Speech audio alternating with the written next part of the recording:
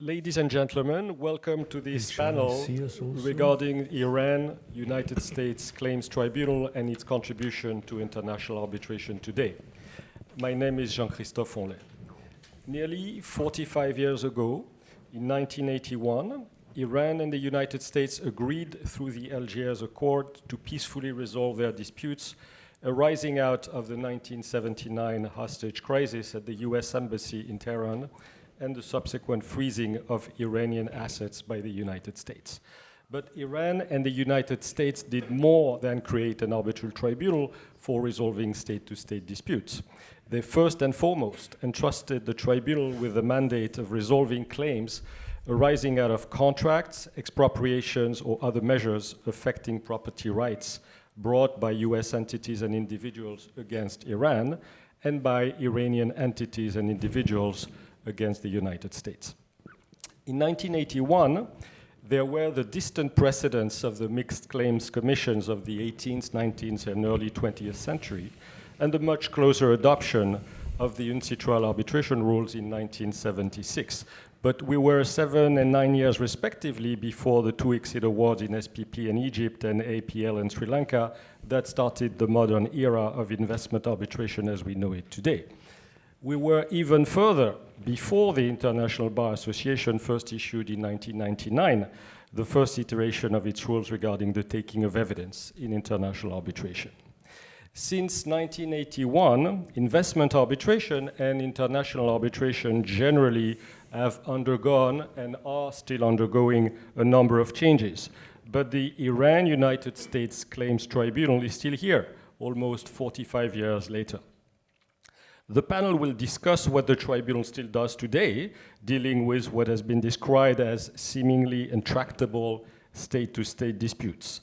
But regardless of what the tribunal still does today, this is an appropriate time to take stock of all what the arbitration community and arbitration users already owe to this tribunal, whether we know it already or will discover it today.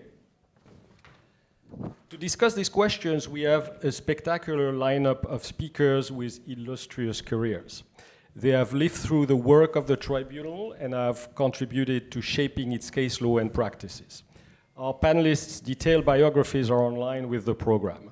I will simply recall that Judge Charles Brower, who unfortunately is not physically present with us today, but is nevertheless quite present in the middle of our room, as you can see, has been a judge with the tribunal since 1983 and appointed as judge ad hoc before the International Court of Justice and Inter-American Court of Human Rights on several occasions.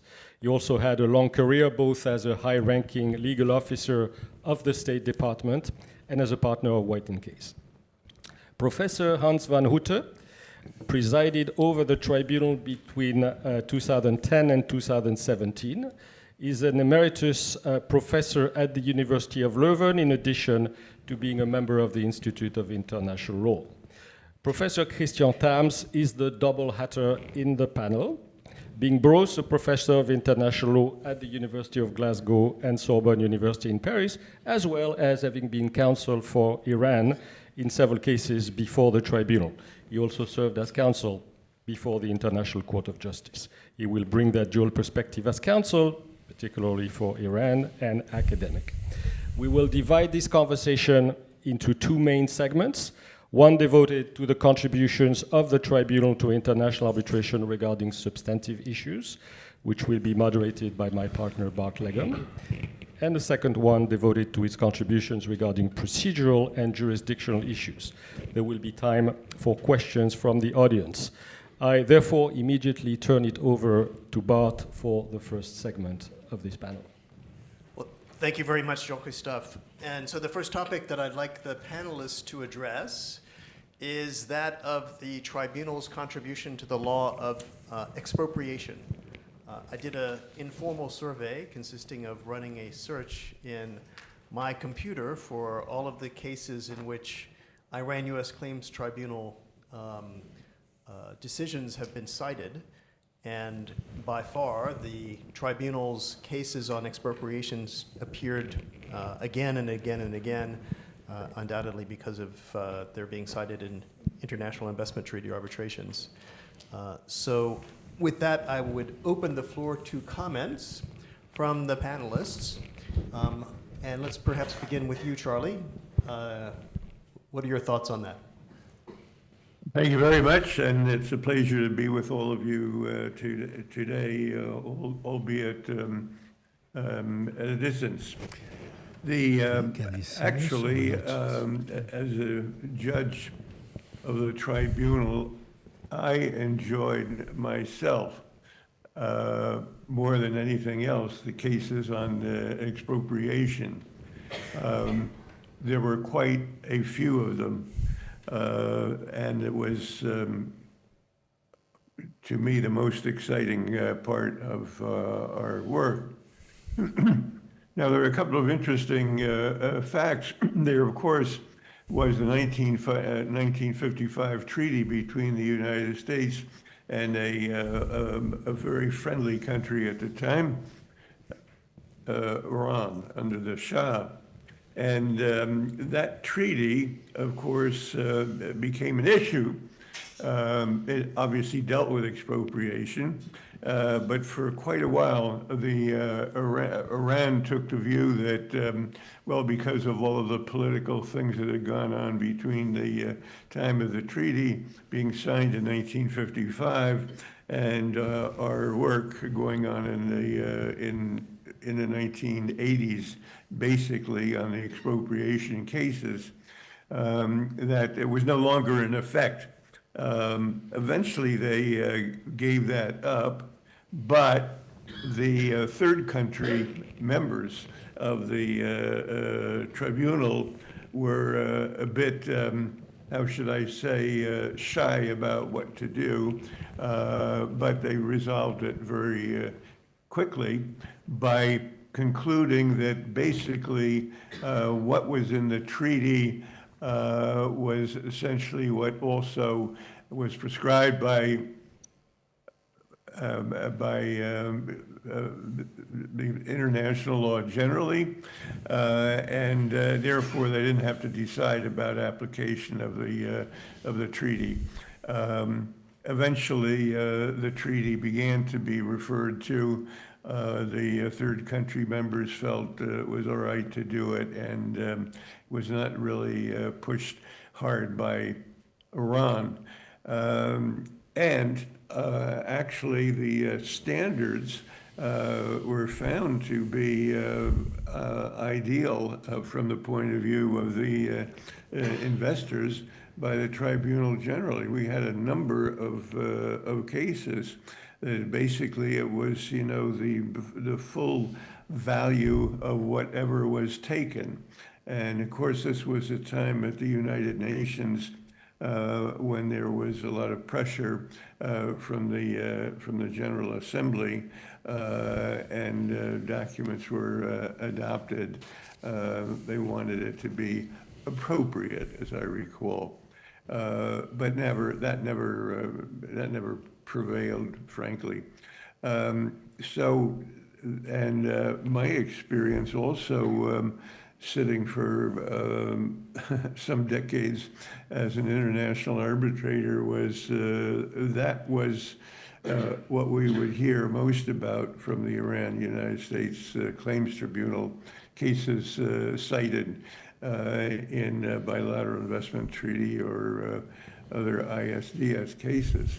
So I think that was a monumental achievement of the tribunal and a considerable addition to the strength of the provisions on from the point of view of fairness to the investors.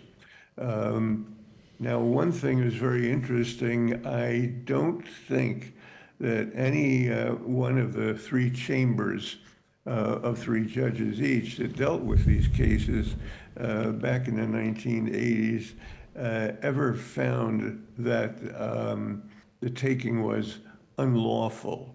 I think the third country people were shy about that. And because they found whatever happened, it was the full value of whatever was taken, they weren't really concerned much about finding that Iran had acted unlawfully. That's my conclusion. Hans, Christian? Well, you can just I think it was, yeah, maybe. well, you can, but you can just speak. I am just. Charlie, good day. It's good to see you. I hope you can see us too. Yes. I think that we have to be aware that when the tribunal was created in, I would say, the late 70s, the early 80s, the law of expropriation was rather ambiguous. For 50 years, the rule was adequate compensation, because every lawyer at that time thought that if a state expropriates, he is unable to really pay the full amount of damages, only adequate compensation, and that was rather limited. That was fine. Then, as Charles has mentioned, in the UN there was a movement, also the Charter of Economic Rights and Duties of States, which said no compensation is due, only appropriate compensation under the conditions of the domestic law of the country of expropriation, which I would say, as Allende had proven in its time, resulted to compensation 0.0. Then came the tribunal. And the tribunal, as Charles mentioned, could base itself on the provision of the US-Iranian treaty, just compensation. And just compensation is, I quote, a full equivalent of the property taken. Fine. That was the starting point of the tribunal. Now, we're also in the 1980s. The 1980s, in my view, as I remember correctly, was the area of the CPAs, the Certified Public Accountants. This was the time, the early 80s, that Arthur Andersen was created, I guess, Deloitte, all those big law firms, the big five, really came to hold a very strong position. And I would say public accounting became a very important branch of the law, and also very necessary in the legal practice. There was also another thing. It was that the tribunal, or the Algiers Declaration, had provided that Iran would have to block at least $500 million of money from which compensation to the US parties could be paid. Now, if you combine CPAs like Arthur Andersen with 500 million waiting to be distributed, you already can see what happens. In the time before, a little before, they were considering the United States to redraft the secondary statement on international relations. And Henking at the time, following the general philosophy of the time, was proposing adequate compensation. But that draft never saw the light because the United States changed the secondary statement into full compensation. And that was what then happened in tribunal. There was a whole mechanism to grant full compensation, which does not mean only damnum emergens, but also lucrum cessans. Not only the loss which you suffered, but also, if you are a going concern, the profit you may expect. And the profit you may expect then had to be calculated in a discounted cash flow, you know, the rules of the game as they exist now. Those rules were invented by the people arguing before the tribunal. They have been introduced in the decisions of the tribunal, and later on they spread into investment arbitration and also maybe in normal commercial arbitration. But I would say the origin of the DCF, discount cash flow, and all the other things, country risk, sector risk, this whole mechanism to compensate, to calculate compensation, has its origin in tribunal. Now, one may wonder personally to which extent this mechanism of calculation is still correct, because I have had the case where we had to discount cash flow for the next 50 years in oil and gas, taking into account the exchange rate between Canadian dollars and US dollars, the development of technology, the increases in gas price or decreases, the need of gas as an energy in the future in 50 years and so on, all things which we cannot foresee. But nevertheless, that is the part of the technique which is now used in investment arbitrations and also commercial arbitrations, thanks to the tribunal. Christian, comments you would like to add? Yeah, maybe just as a coda. I mean, first of all, to say that I think I share the views that Hans and Charlie have expressed. I mean, it's really, I think, the jurisprudence of the 80s and early 90s of the tribunal is one of two key factors in stabilizing the law on compensation and compensation standards. As Hans was saying, I think that's what we can say safely in retrospect. Just to say that I think the other factor is the BIT treaty drafting practice, which is largely in parallel. I think those two elements we probably can say in retrospect resisted the trend that was prevalent in the UN Assembly of watering down compensation standards through General Assembly resolutions and perhaps practice of the 50s, 60s, and 70s. But I think that's probably an accomplishment, even though some states may be unhappy with the outcome. But I think the other point is perhaps, I would just say, and it's clear from the responses that you've heard already, I think there's also just this enormous amount of detail that you find in the cases, whether that's on indirect expropriation, whether that's on valuation, whether that's on let's say, expropriation of contractual rights. And it seems to me that is reflected, or that reflects another feature of the claim settlement process just more generally. I mean, in the 80s, you just had this enormous amount of cases that were put through a mechanism and assessed according to expropriation as the prime standards.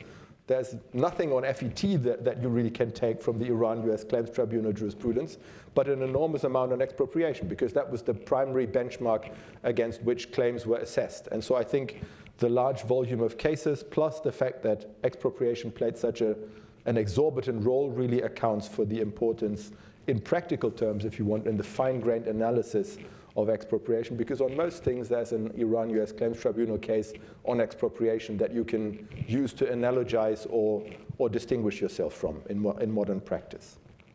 So I'm going to turn now to, I'm going to turn in a moment to the role of municipal law in the decisions of the Iran-US Claims Tribunal. But I seem to recall that the tribunal was also responsible for another key aspect of expropriation law, which is it crystallized a rule that expropriation does not require title to the property to be transferred to the state, that it was sufficient, as I recall, under the jurisprudence of the tribunal for the state to have destroyed the investment, and a transfer of title was not something that was necessary.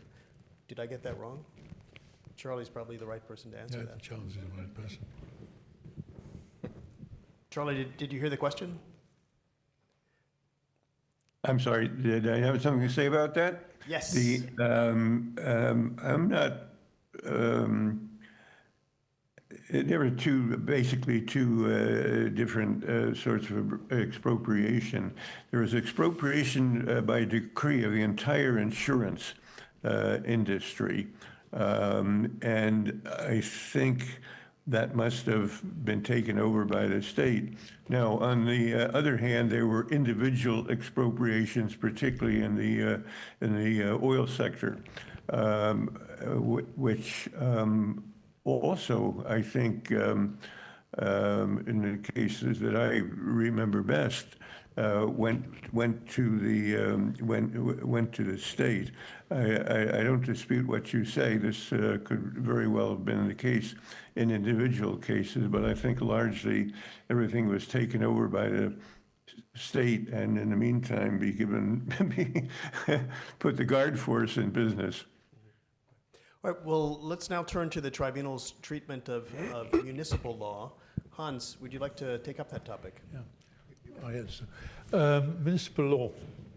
As a matter of fact, the tribunal, one of the activities of the tribunal was to handle cases which were brought before American courts by American claimants against Iran because the contracts had not been fulfilled.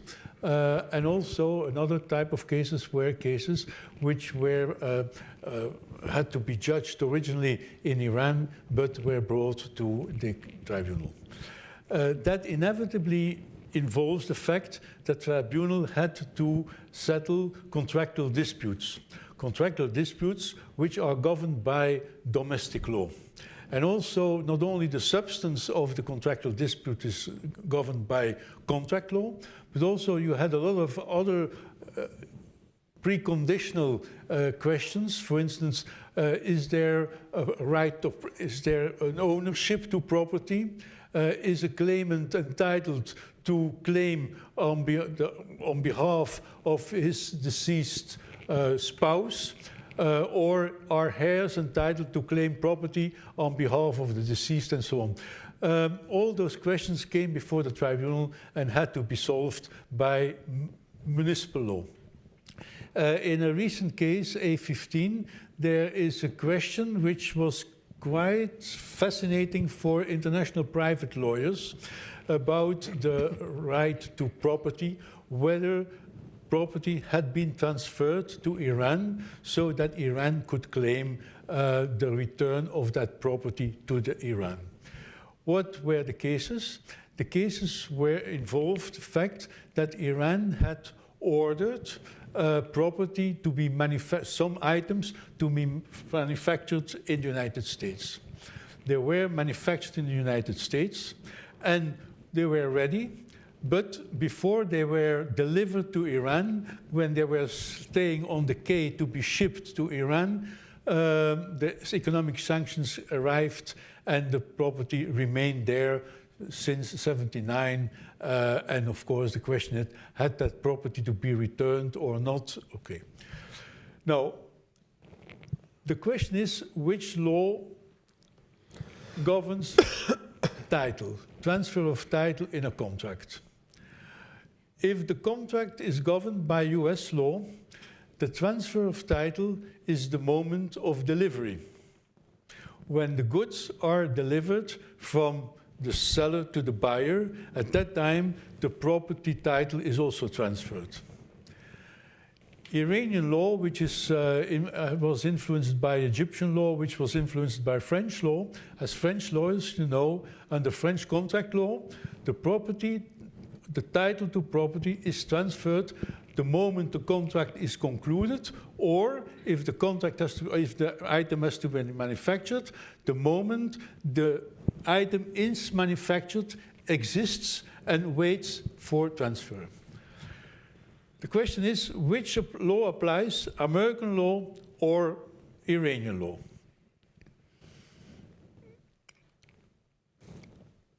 Under conflict of law rules, one could say that the transfer of title is governed by the local law where the goods are located.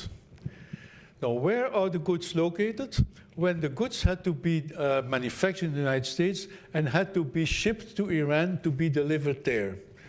Some people say the goods are located where they are. Other people say, no, the goods are located in the place of their final destination.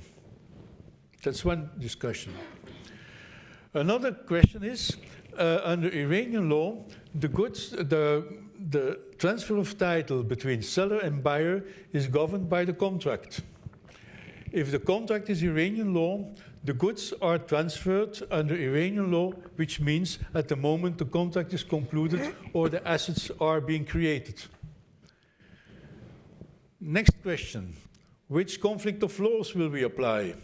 Will we apply American conflict of laws, which goes for the lex loci, or will we apply Iranian conflict of laws, which at least between seller and buyer go for Iranian contract law, if the law of the contract is Iranian, which means transfer of title at the moment of the creation of the goods.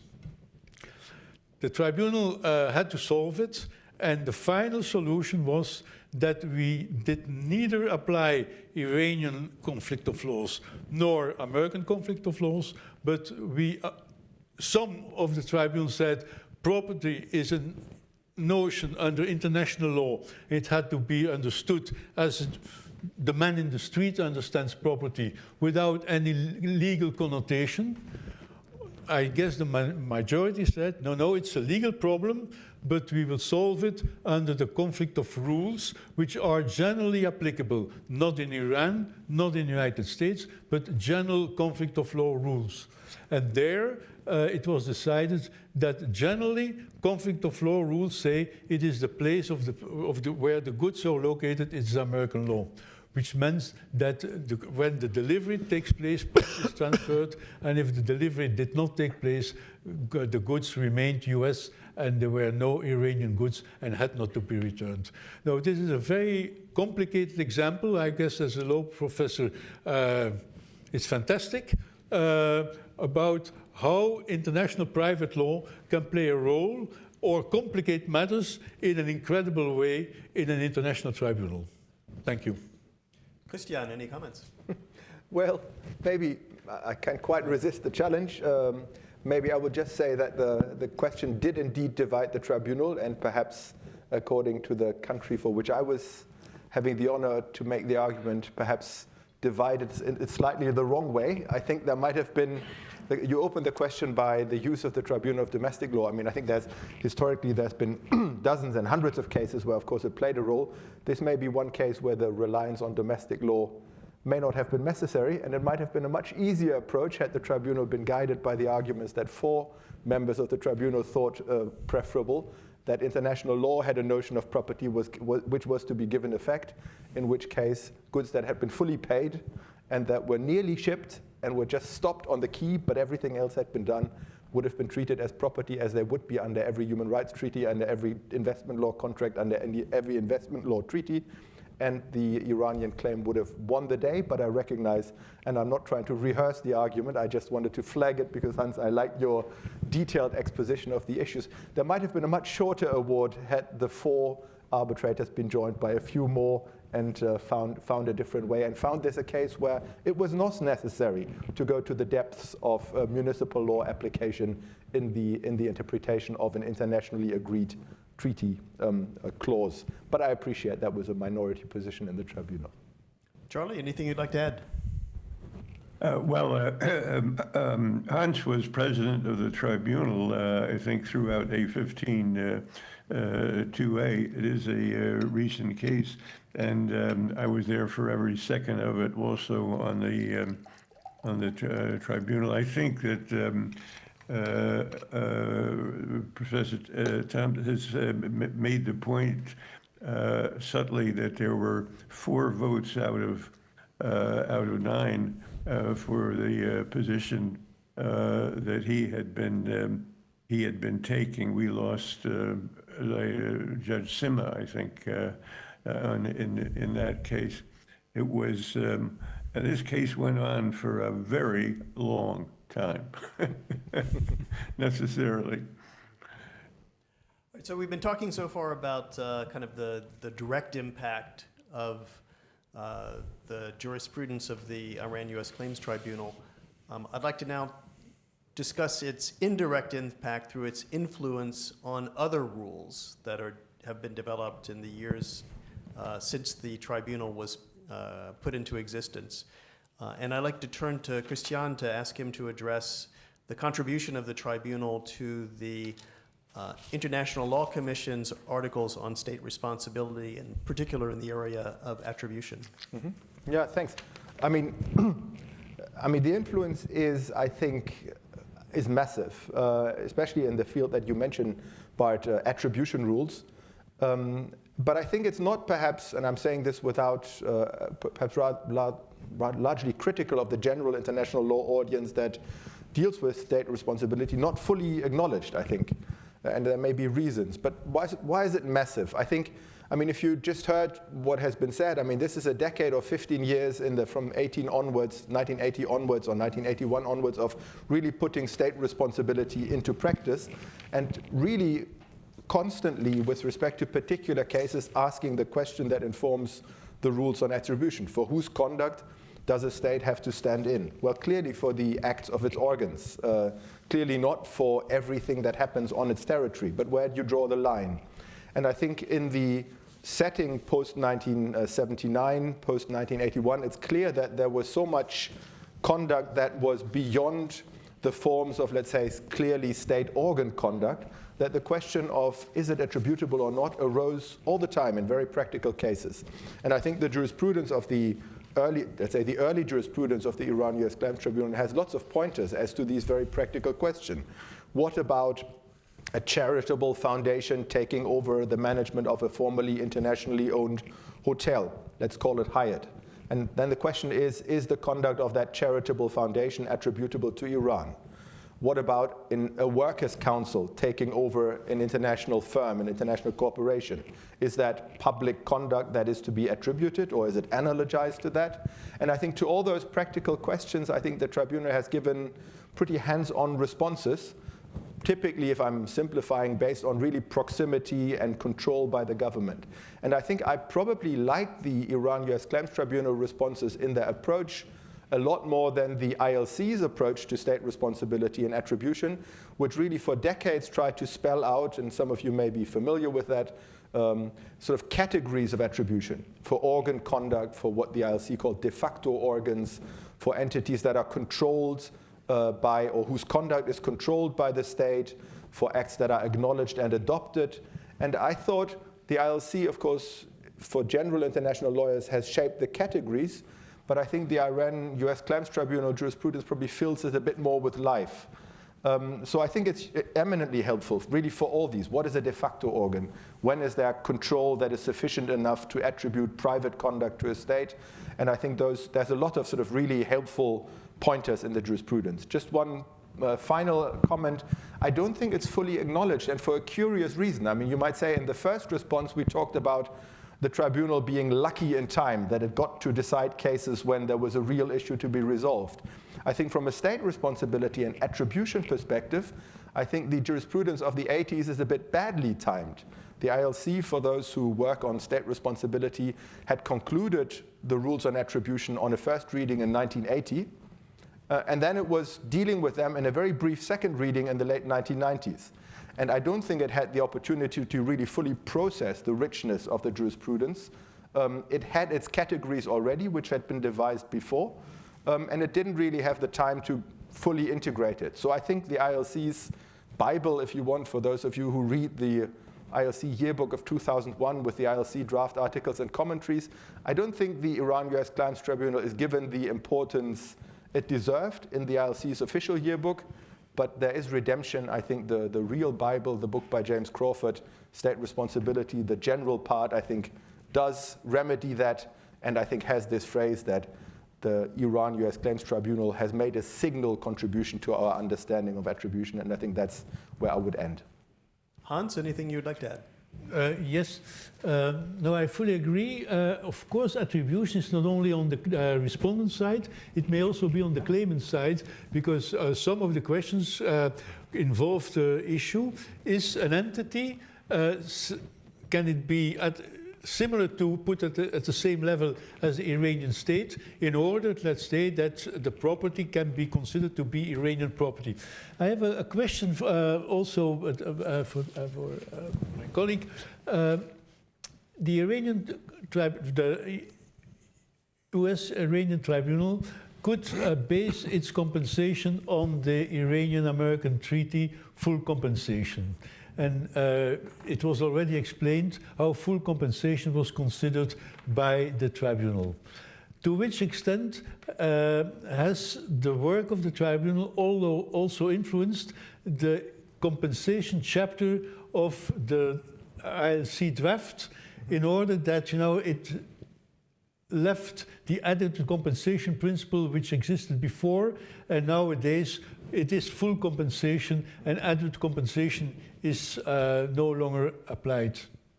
Yeah, I mean, I think maybe Judge Brouwer can speak more, let's say, with more insights to this. My impression would be that what I've said for the attribution rules doesn't really apply to compensation. I think there the ILC was aware of this, took this on board earlier on in the ILC codification process. And if you're reading, again, the sort of 2001 articles and commentaries. I think in the compensation section there were sort of detailed studies that they did even during the second reading to integrate the jurisprudence, because on that I think they knew that it was, I think it was given more credit. I'm not sure about due credit, but certainly more credit than for the attribution points that I was making before. Yeah. Charlie, anything that you'd like to chip in on this debate? Well, I'm certainly familiar with those draft articles and the extent to which they are applied actually in practice in international arbitration. But I'd have a hard time thinking that those articles, as they ended up, had not been affected by what had happened at the Iran-United States Claims Tribunal. Indeed. Well, let me take up another question. And of course, some of the tribunal's contributions are to questions that are now more or less settled. There are other questions that continue to vex the world. And one of those is the concept of jura novit curiae. I always have trouble with Latin pronunciation because it's so hard to find dead Romans to speak it with and practice it. But the application of that concept in the context of an international arbitration proceeding before an international tribunal like this, Hans, you have something to say on that, Yeah. I think. I have the feeling that an international tribunal in general is rather hesitant to apply jura novit curia, because it depends to some extent on the arguments of the parties on the content of international law. I don't think it will happen that an international tribunal will apply international rules without having discussed it by the parties, or even preferable before the parties submit the arguments to the tribunal on their own initiative. A different issue is, of course, the application of municipal law. In the beginning, the tribunal did hesitate to apply municipal law for two reasons. One reason is that if they started to apply municipal law to the issues which I already mentioned, for instance, they would have to choose between Iranian law or American law, and in the beginning things were so delicate that they didn't like to be involved in that game, and therefore they tried to apply general principles. There was also another issue. It is the fact that technically it was sometimes very difficult to know the content of Iranian law, because there were not many Iranian books at that time. The books were written in Farsi, difficult, accessible, and so on. And I quote George Aldrich, who said that that's also a reason why in the beginning the tribunal tried to avoid to apply municipal law. Afterwards, things have been changed. But my feeling is that they never, or rather seldom, I will be more careful, involved experts on domestic municipal law to argue before the tribunal. They included it in the argumentation of the council. A different issue, to some extent, is with international law. For instance, my dear colleague has been included in the Iranian term to discuss principles of international law. There included foreign international law experts into this respective teams to argue international cases. I do not have the feeling that the same happened with municipal law, but I speak under the supervision of Charlie, who maybe can add something more to that. Charlie, over to you. Yes, no, I'd be happy to. I actually, when I was at Harvard Law School, took a seminar in civil law from Professor von Meeren.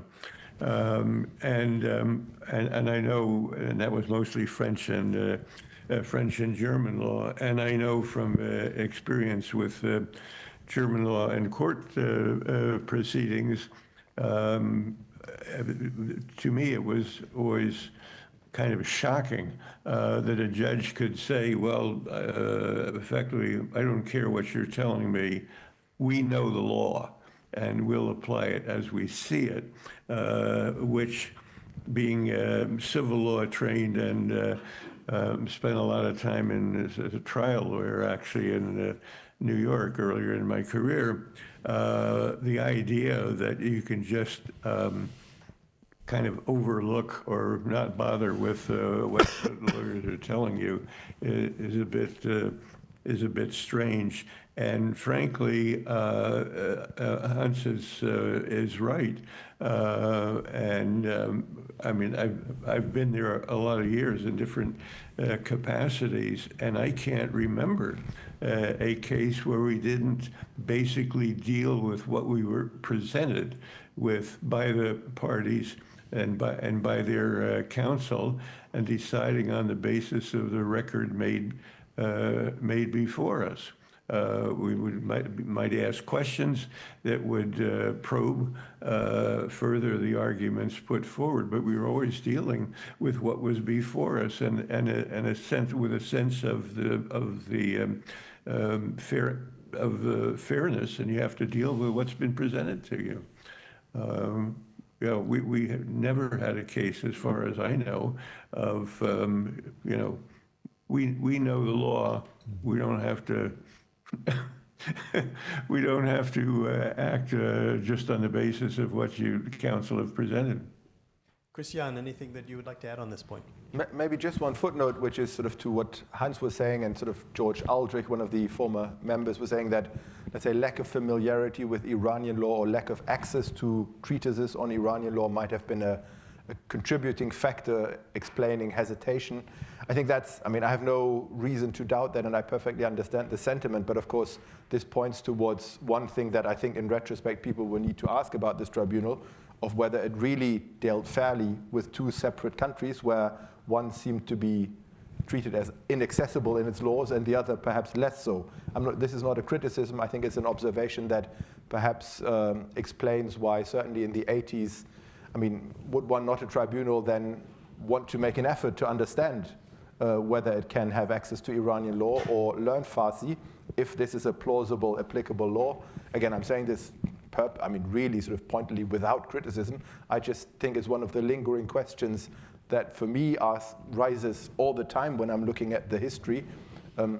Was this ever a tribunal that could fully, fairly deal with it, given the limits of familiarity with one country's legal system, and of course also then the attitude adopted by the two parties to the system? So this is a long footnote, but it's really just a footnote.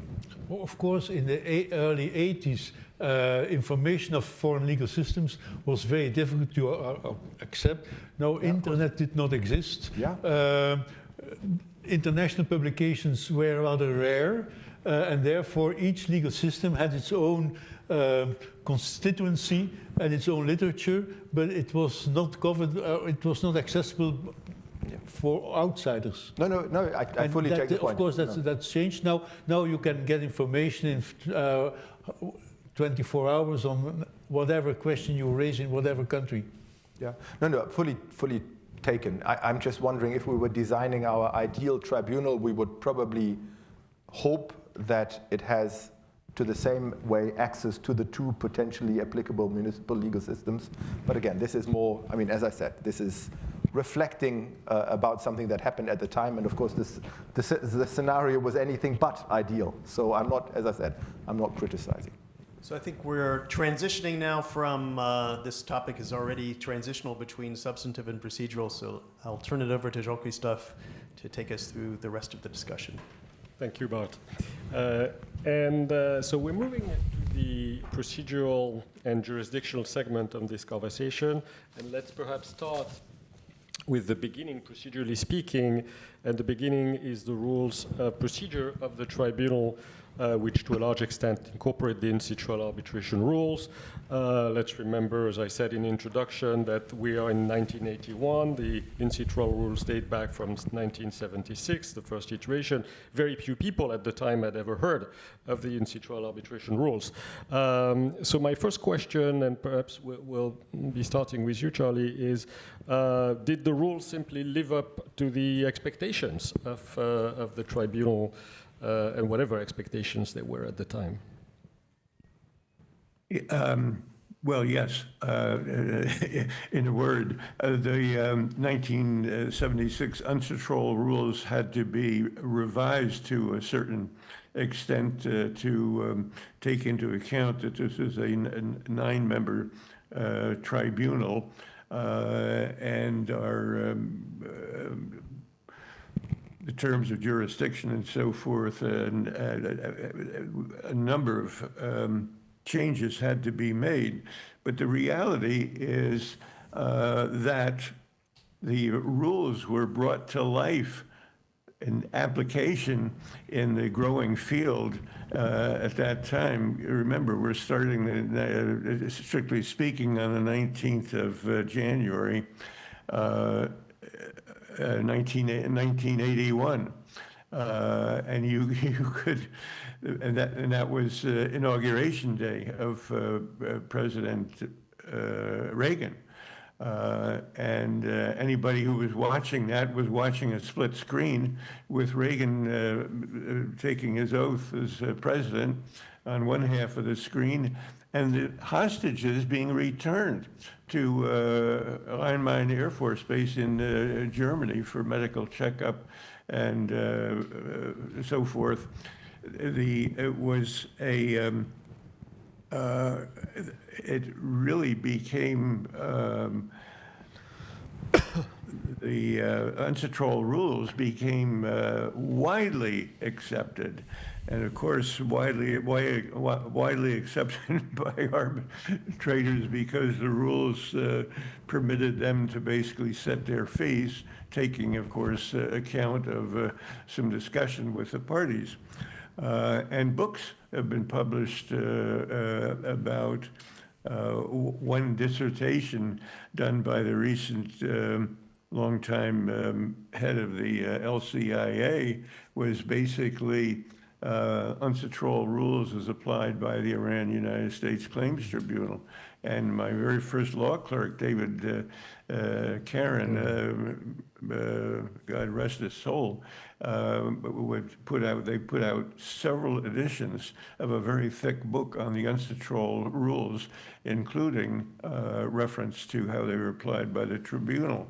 Now, they in turn gave, I shouldn't get ahead of other points perhaps that you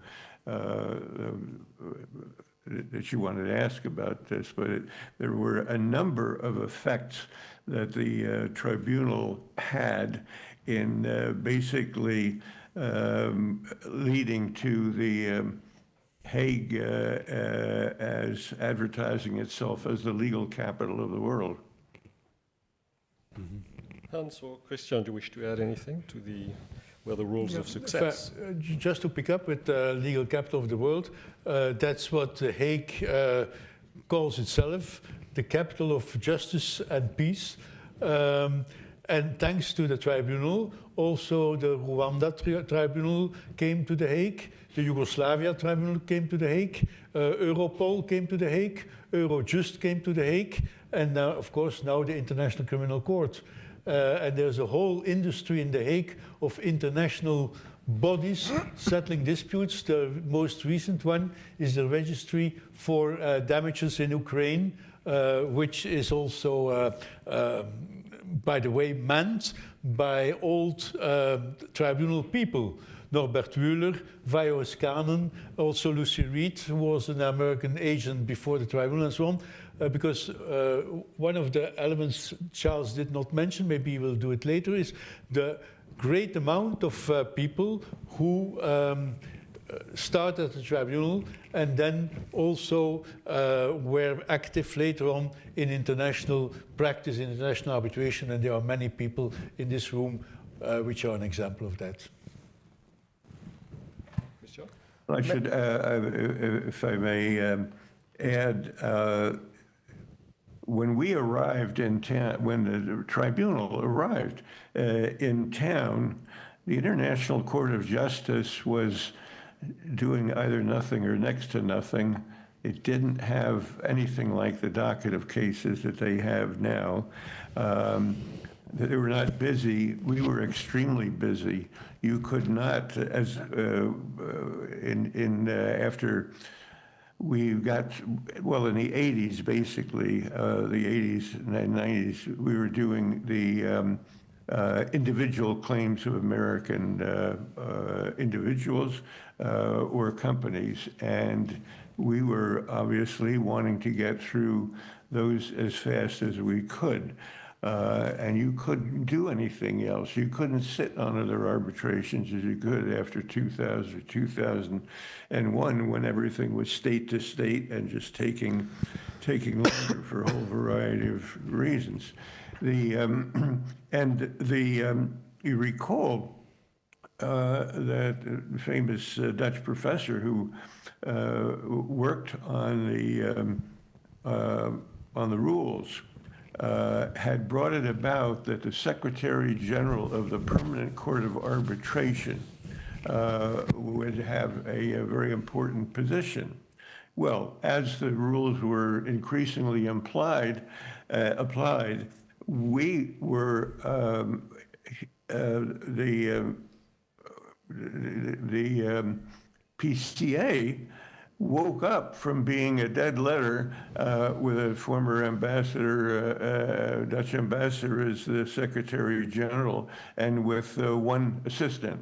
And now it's because of the UNCITRAL rules and the rule that the Secretary General and the PCA play, they are so busy, and it's such a large body of people. Everybody was jealous of us at the beginning. Among other things, we were getting paid more as members of the tribunal than the judges of the International Court of Justice were being paid, and it's still true.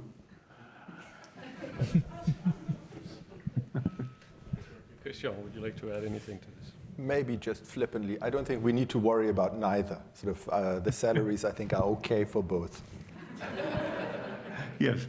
But I mean, this is the effect it had. And the further effect it had was to educate a lot of American lawyers appearing for their clients in what they knew nothing about otherwise, international arbitration, which was,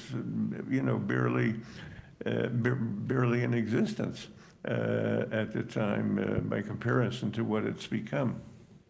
And perhaps to add one set of data to this point, a 2019 study by Damien Charlotin shows that 1,300 different US advocates appeared for US parties before the tribunal. I see him waving in the room, so welcome. But that's a lot of lawyers who actually were brought to arbitration, lots of US lawyers, among whom, as Hans said, there are many big names of international arbitration today.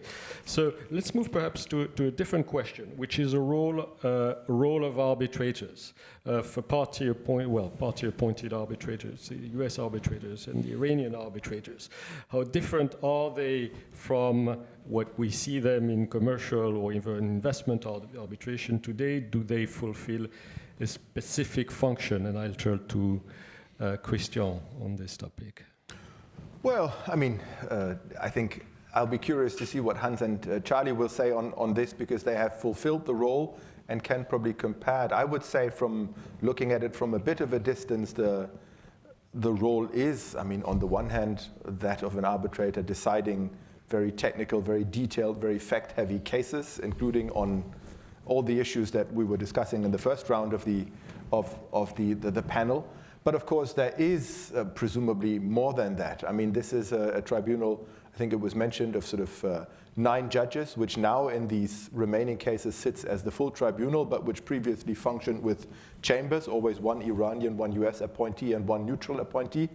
And I can only begin to guess or estimate the amount of politics and tact and diplomacy that we require to keep those chambers functioning, and then of course the tribunal functioning. I think there's, for anybody who reads up on the institutional history of the tribunal, There are lots of famous incidents of the early 80s which were not very tribunal-like, and I think my main impression is that it's a miracle how over time the tribunal has continued to function despite all these ongoing challenges. So it seems to me that the tribunal arbitrators must probably unite capacities that are typical of a commercial arbitrator, sort of quick minds, attention to facts, attention to detail, but also probably bring more than a measure of diplomatic tact, more than is required in commercial arbitration.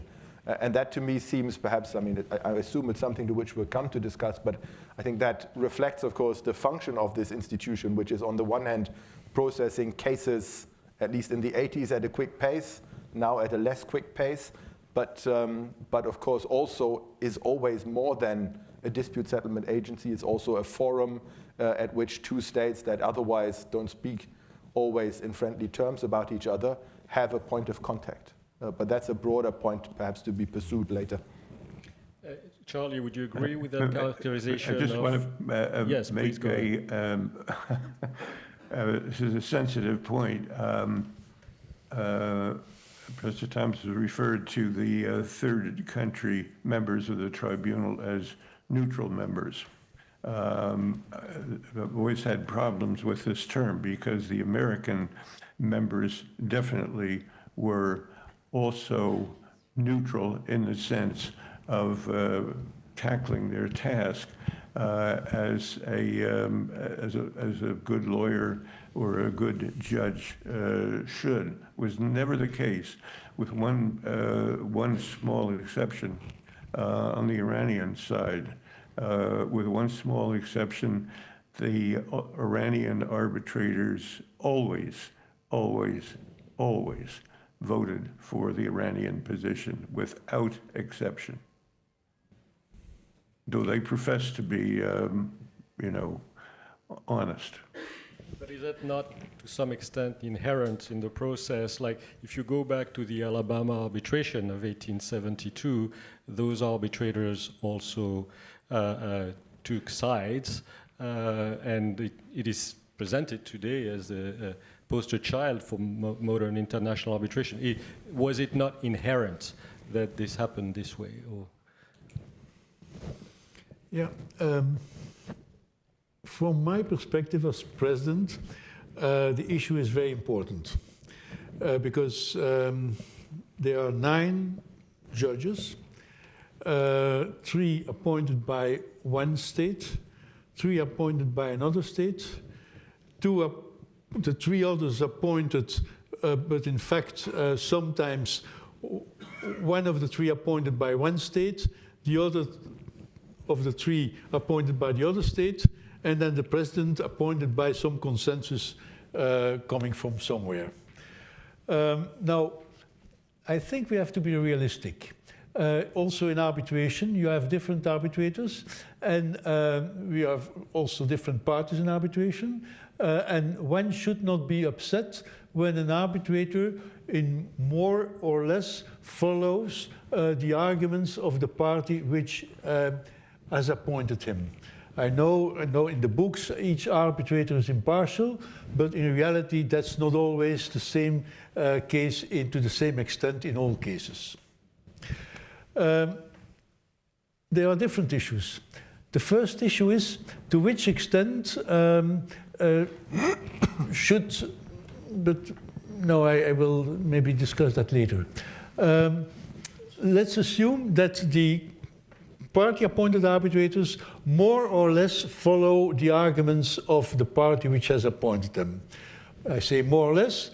It is very crucial that the third country arbitrators, that's how we call them, we didn't appoint them, or we didn't call them neutral arbitrators, because as Charlie said, all arbitrators are supposed to be neutral.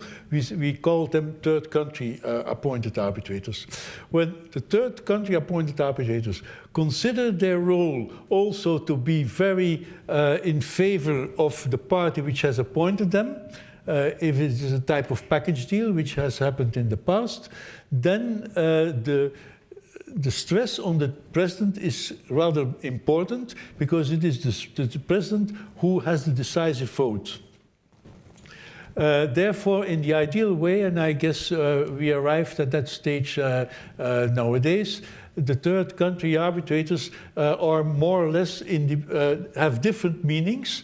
And the ideal thing is that the president and his two other third country arbitrators really can discuss the case also in a type of objective forum to reach a decision, and that there is no antagonism between the two third country arbitrators.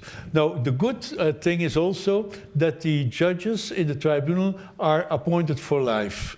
Now, that doesn't mean that they stay for their whole life in the tribunal. Charlie and I are an example of this. But nevertheless, it is very good that, let's say, they don't have to be reappointed every 3 years, 2 years, 5 years by their country, because otherwise things would be much more antagonistic than they are now. Thank you, Hans. Let's perhaps go back to very basic questions. So we were higher up, we go down to us now regarding other procedural novelties brought by the tribunal. And what about, for instance, witness statements, which are a staple of current international arbitrations? Some would say a problem. Today, the tribunal's rules allows for witness evidence, including witness statements, but not necessarily. In your experience, how was the handling of evidence, witness statements and perhaps other things, conducted by the tribunal in what is really a cross-cultural context here, with completely different expectations by different parties? I would be very brief there. My feeling is that the situation of the tribunal does not allow a lot of improvisation. Maybe that's a disappointing answer to you, but just to be very innovative for the tribunal, that was not its role, because if you're innovative, then there's always one of the parties who really is reluctant to accept this new methodology. And therefore, my impression is, and maybe I regret it, that the tribunal has not been so innovative at all, but maybe others have another view. But if not innovative, how did you see problems in handling evidence, or was it smooth? The tribunal tried to solve the problems as efficiently as possible, but only with the agreement of the two parties. For instance, as you know, cases under the $250,000 at the time were put in one bag and settled in one joint thing. But that was possible because the two parties accepted it. Because the two parties really, to some extent, had the intention to make the tribunal as efficient as possible. And when you could sell something in the name of efficiency to both sides, then it could be accepted. But don't try to push them in a direction in which they don't like to be. And therefore, I would say, with regard to hearing of witnesses and so on, shortcuts were not easy to make in the tribunal's procedure. But maybe Christian has other views there. No, I mean, I think no other views, and I think my perspective is more limited. But it seems to me that this, what you describe about the slightly constraining setting, where one state and the other state need to be brought on board, that's probably very characteristic of the tribunal. But perhaps just one caveat, because I think it perhaps points towards a relevant distinction. I think that's what you've described, I'm sure, is very true for the cases that are now being litigated. Yeah, so the full tribunal, the official claims, for those who are not sort of, if you want experts, the tribunal has two sets of cases by nationals against the other state, and then so-called official state-to-state claims. And I think you could say that's what every BIT does. It has sort of investor-state and state-to-state dispute settlement. But here it seems to me that in the lifespan of the tribunal, there's not a clear-cut divide, but it started, and I think from Judge Brower's comments it's very clear, it started with the nationals' claims. They dominated probably in the first decade, and now in the last decade, it's really only the in the last 2 decades, it's really only the state-to-state claims that are left. And it seems to me, but it's more perhaps almost a question back or to both of you, it seems to me that in that setting, the diplomatic protocol probably weighs heavily. And I would be curious to hear My sense, but it's more a guess, is that in the early days of the 80s, when national claims were processed, there was probably more flexibility and more room for innovation. Charlie, anything you wish to add on this subject of evidence? I'm trying to understand the meaning of innovation in this context, because I haven't quite got my mind around that. Certainly, one of the peculiarities of the tribunal, which has been touched on by Hans, is that you, in order for, if you're one of the American lawyers and you have you've come to a conclusion about how this should, what the result should be, you would, but the third country member of the chamber who was chairing it agreed that, say, there's liability, but not to the extent by the American claimant. You have case after case after case in which the American member of the tribunal agrees, strictly speaking, with that in order for there to be a two-member majority favoring, but not to the extent the American judge thought it should be. And they all start off by saying the same thing. I've joined this because to form a majority, and now here are all the things I think are wrong about it.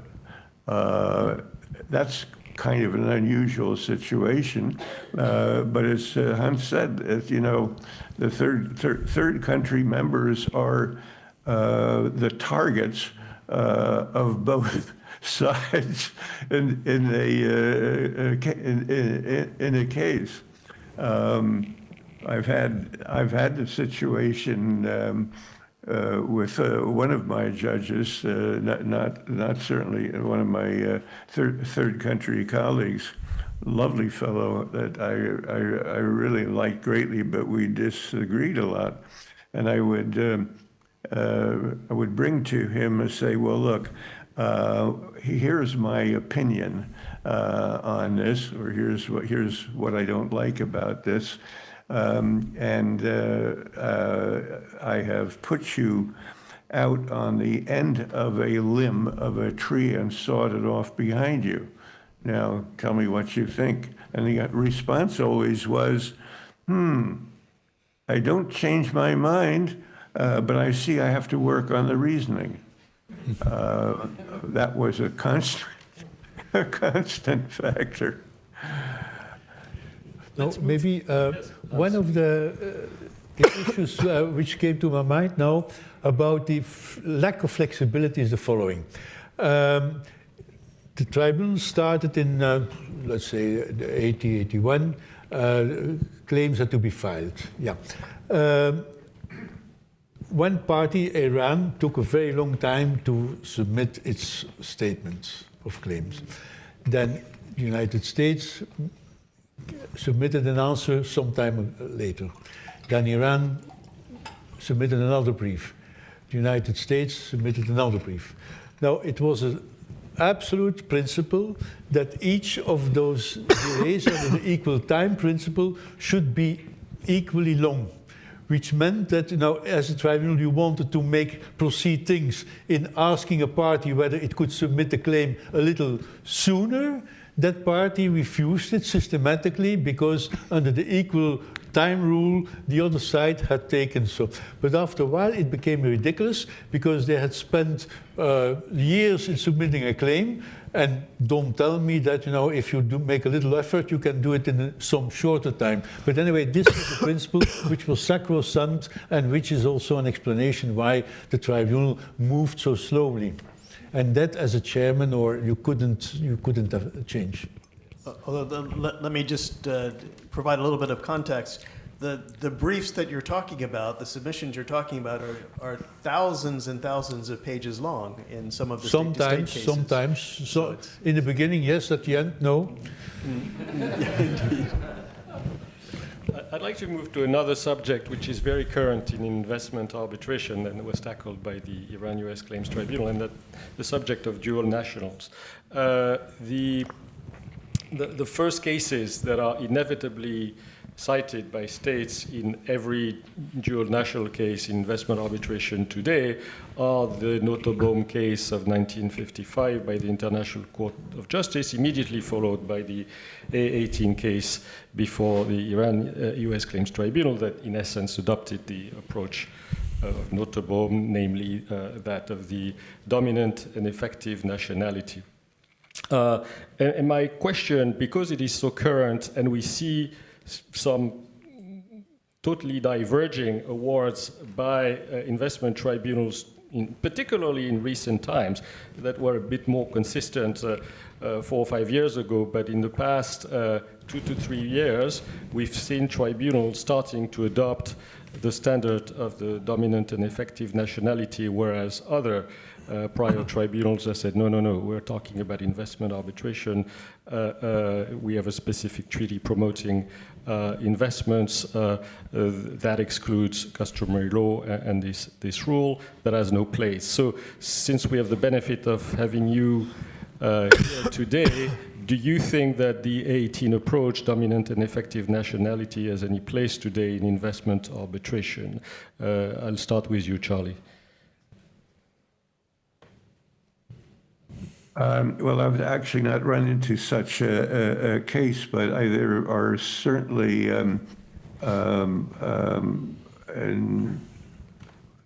cases in which the applicable rules or treaty require that one be a national of a particular state, and I don't think myself, I haven't run into such a case, I haven't been involved in such a case. I don't think that it would apply. It's very peculiar to the Iran-United States Claims Tribunal because of the terms of the Algiers Accords, which gave rights to American claimants, to American nationals to or citizens to claim against Iran. But if I think under ICSID, I could be wrong, but I don't think I am. One needs to be a national of a particular state. Yes, and it excludes claims by dual nationals, but that is not excluded in non-ICSID cases, such as UNCITRAL, for instance. Yeah. Not explicitly excluded. Well, it sounds to me as though some tribunals, as often happens, come up with different approaches depending upon what they think. Hans, any view about this? No. Christian? Just sort of the very short and condensed view, which I would need to reflect further, is I think the potential for radiation is limited partly I would think, because sort of the notion of investment can be so fragmented that it's easier to tie a nationality to something that qualifies an investment than in the general international law-based or Treaty of Amity-based cases before the tribunal. I'm mindful of time passing and we want to leave time for questions. So I will ask you, in words of conclusions, not to deal with one question, but two. One is, what's your take about what in preparation was called the end game about the tribunal? When is that going to stop, if ever? Is there any desire by the actors, by the states perhaps, to see a final resolution, number one? And number two, if you had to highlight one contribution of the tribunal more than others, you can only choose one. which is the contribution of the tribunal to international arbitration and international law as it is today that you would highlight? Charlie, I will start with you.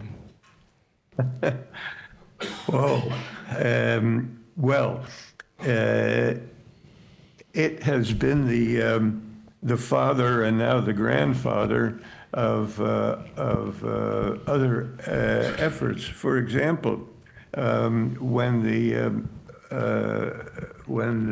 Saddam Hussein invaded Kuwait, and we wound up with the UN Compensation Commission, it was staffed almost completely at the beginning by veterans of the Iran-United States Claims Tribunal, who had been law clerks there or had staff positions. And it was actually the number 2 person. The number 1 person was always some diplomat. But the number 2 person had been a deputy agent for the United States for 4 years at the Iran-United States Claims Tribunal. The legal department was filled up with people like that.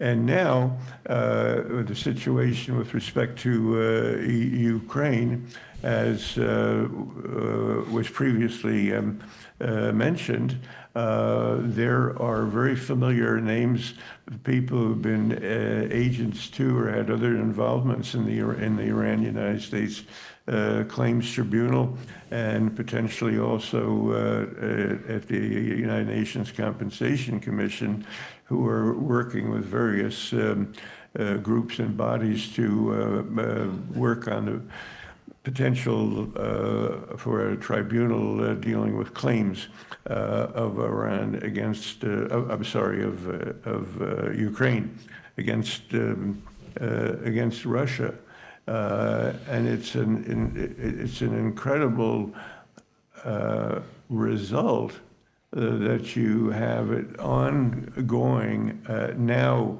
dealing for a long time with the single biggest claim, B1, against the United States by Iran.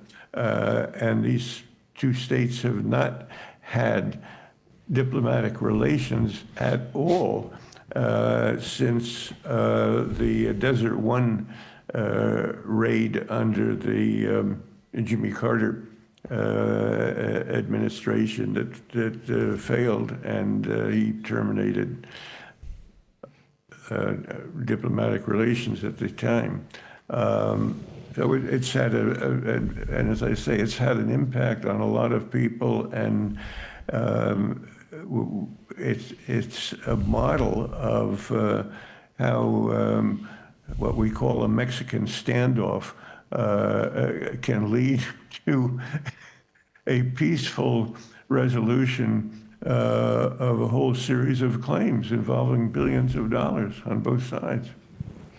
So I will, as a sitting member of the tribunal, I will not push you too much regarding the end game, because you have a duty to be prudent about this. But what about our 2 other panelists?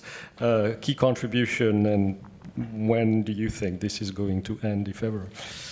Christian?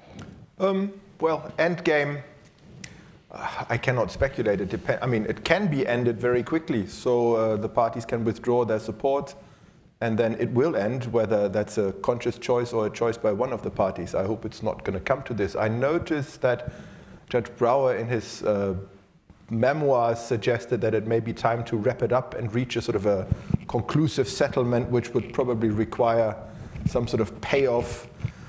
Maybe that's better than having it continued at glacial pace for another decade with 1 or 2 cases remaining. But of course, it requires a lot of goodwill and a willingness to strike a deal. Now, that's a big word at the moment, so who knows? Maybe that deal will be reached in the next few years, but I would be not so optimistic. But it would require it for that, and I think that might be sort of a decent way to bring it to a meaningful end. On the contribution, I think I would just vary what Judge Brouwer had said. I mean, I think the model character for future attempts at dealing with mass claims in a model that's not a claims commission properly, but sort of more more sort of properly adjudicatory. I think that's really the key contribution. I think the late Professor Karen was mentioned, who's written very wisely on the institution, and he said it was a model for dealing with the debris of large-scale interstate antagonistic conduct. And I think that to me seems really the key legacy. And perhaps if I can add one point, then I think there's also a lot of wisdom in the design. I mean, this is a tribunal that's had functioned for 40 years, when on both sides of the states there are deeply held beliefs about the legality or otherwise of the initial conduct. And it's a tribunal that has set up this mechanism without qualifying and in fact expressly caveating the legality of the hostage measures. That has functioned without, if you want, an initial verdict as to whether something was unlawful or not. And I think Judge Brower said it in the first response, that has rendered arbitration awards on expropriation without reaching the verdict of unlawful expropriation. So I think maybe one point to take away, especially as we're now reflecting on Ukraine-Russia mechanisms or Palestine-Israel claims registration, is that this can function even if you stop yourself from pronouncing on the initial dramatic legality of the initial conduct, and it can still function. So it's operated under these extremely constraining circumstances, which must have been frustrating for participants often, but it's still done quite a good job. So maybe that's a further lesson to draw from this experience. Thank you. Hans, a final word on these two questions? I am not speaking about the individual claims, because I think it's very important that the people who suffered are compensated. I am focusing on state-to-state claims. There, the role of the tribunal is not so much to solve those claims in se, because those claims date of 50 years ago, and there is no longer a big political tension in society about those claims. Most people are even not aware that the claims exist. I will speak about the average claim. It's not so much even about the money, and I know that B1 involves a lot of money, but compared to a state budget, compared to a starfighter which explodes in open air, now the money is not very important for states. It's important for us, but not for states. I think that the value of the tribunal in the state-to-state claims is that as the judges are appointed for life, they are there, and even if there's a political tension between the two countries, which sometimes happens, and I don't have to say when, nevertheless, the tribunal stays there, and those people, they work together, they speak to each other, they address themselves with the first name, they have some personal relationship, which is valuable. And it's a bridge, I would say it's an insurance for unsecure times. It's also a fact that within the tribunal, the two state agents gather, they have meetings. As a judge, I do not know what they are discussing, but it is a very important meeting place for state agents of the two sides. Yeah. And the General Counsel of the State Department said to me, it is a very, very important diplomatic tool, and it should be kept. Thank you very much, and that's an excellent segue for the Q&A. And I will do the opposite of what we normally do, because normally we ask the audience to ask a question. I will ask a question to someone in the audience. I see Judge Kourosh Ameli, a long-standing judge at the tribunal.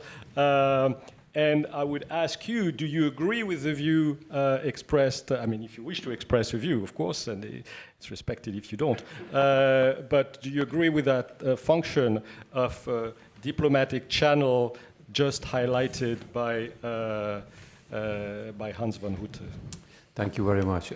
Yes, I fully agree with that observation, especially the last part. In fact, another colleague of mine had asked about the same thing, and I mentioned the states have this backdoor channel that official that they want to keep it.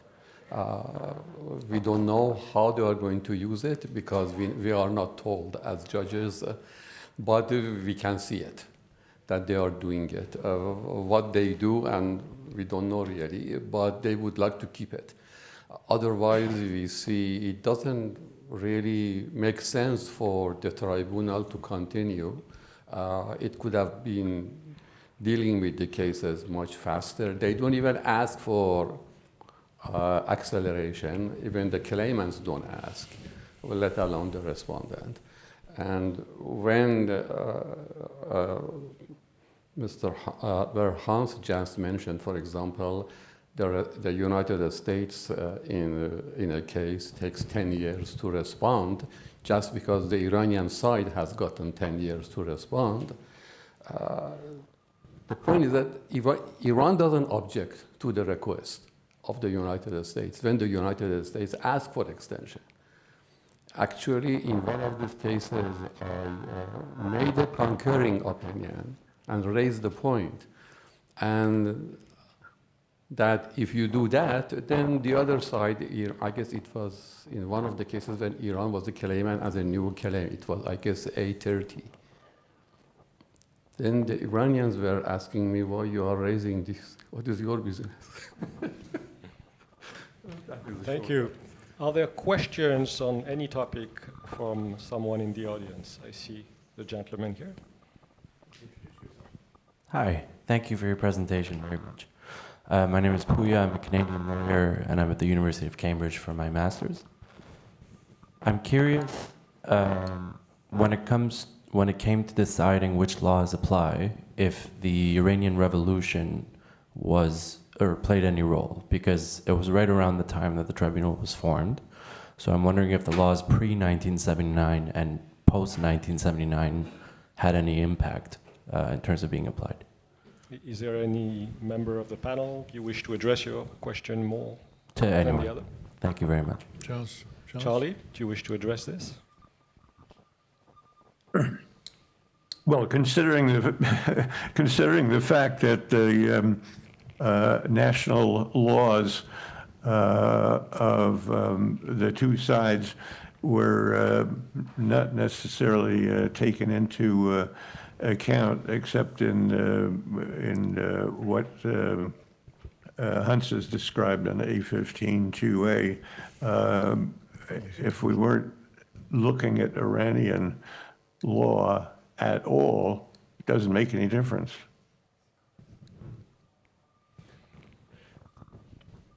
Any other questions from, yes, I see the gentleman here. I'm Richard Harding, KC.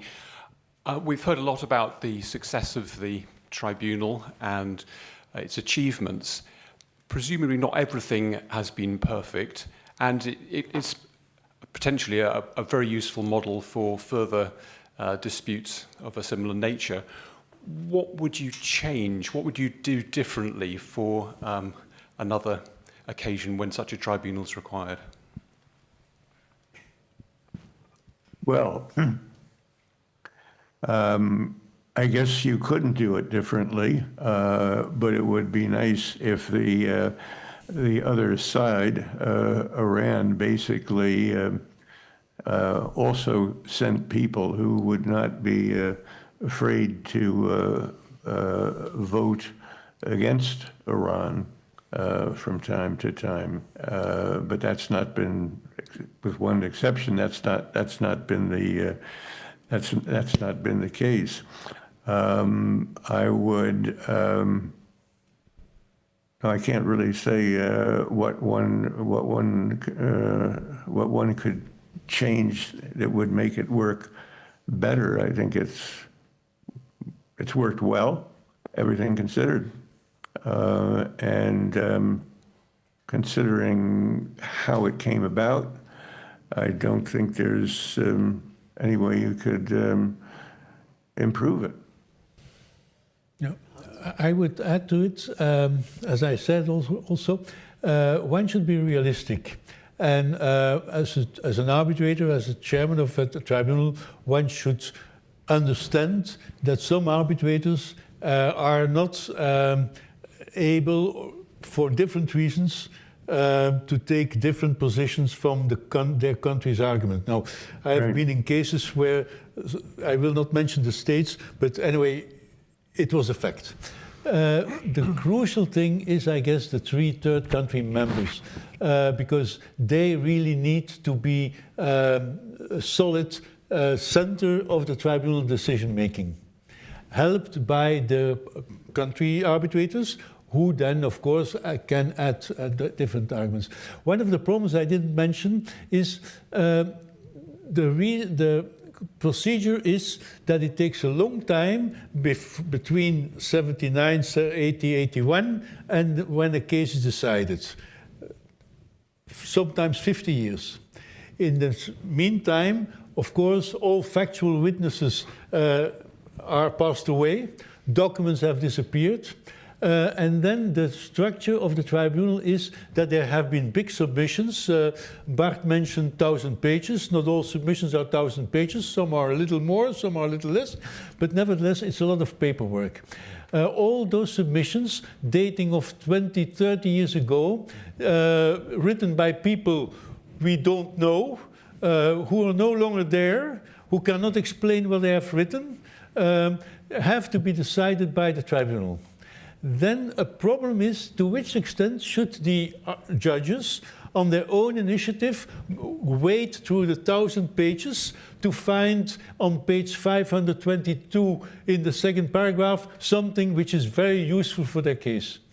And that is, for me, a real problem. There should be something to solve it, because, as we mentioned, the judges, arbitrators, should not take arguments which have not been made by the parties, but parties have not enough time into the hearing to go to all the arguments, and the arbitrators, the judges, have not had the time to wade through the 1,000 pages and to discover in deliberation something which has not been discussed at the hearing. And that could be changed a little. I don't know how.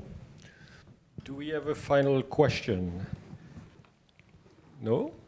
Well, then I will turn it over to Bart, perhaps, for a few words of conclusions. Well, I think this has been a tremendously rich discussion. I think my microphone is also exhausted at this point.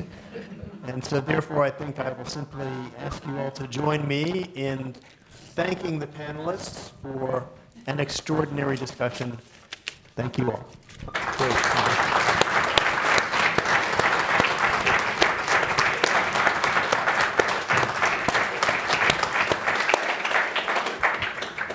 And for those who are physically present with us in Paris, please join us for a cocktail in the lobby just outside the room. Thank you very much, and thank you very much indeed, particularly to Charlie at an early hour in Washington, D.C. Good night, Charlie. Thank you. Thank you, everybody.